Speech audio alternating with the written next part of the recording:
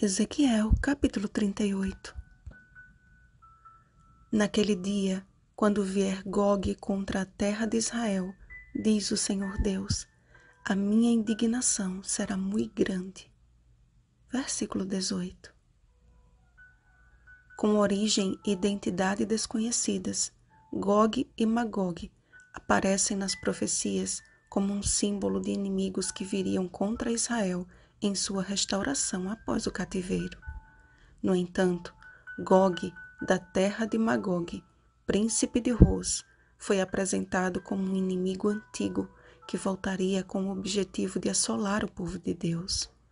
Considerando a condição pacífica de Israel como uma terra desprotegida, sem muros, era seu mau desígnio tomar para si a possessão do povo.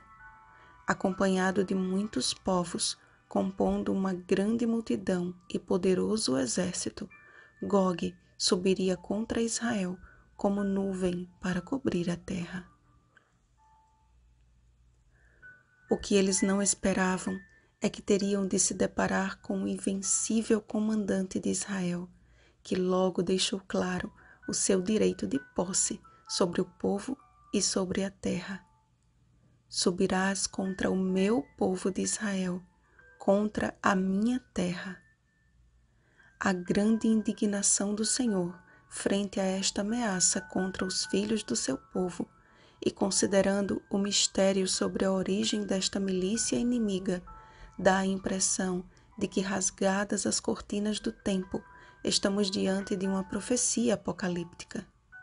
Após o milênio, por pouco tempo solto da sua prisão, Apocalipse capítulo 20, versículo 7, Satanás sairá a seduzir as nações que há nos quatro cantos da terra, Gogue e Magogue, a fim de reuni-las para a peleja. O número dessas é como a areia do mar. Apocalipse capítulo 20, versículo 8. O numeroso exército de ímpios que serão ressuscitados para a condenação, sob o comando do príncipe das trevas, tentará invadir a cidade santa, que descerá do céu da parte de Deus. Apocalipse capítulo 21, versículo 10.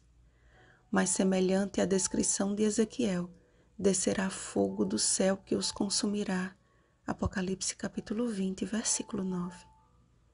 Fogo e enxofre farei cair sobre ele, sobre as suas tropas e sobre os muitos povos que estiverem com ele.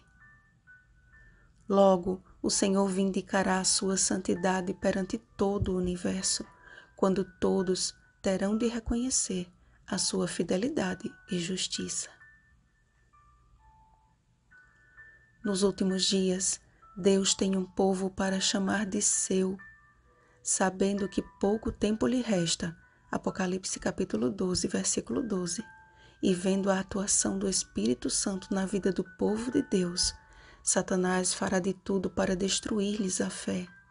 Mas ainda que em meio às terríveis condições de um tempo de angústia qual nunca houve, Daniel capítulo 12, versículo 1, e assediados pela consciência de sua própria condição indigna, por sua perseverança serão salvos.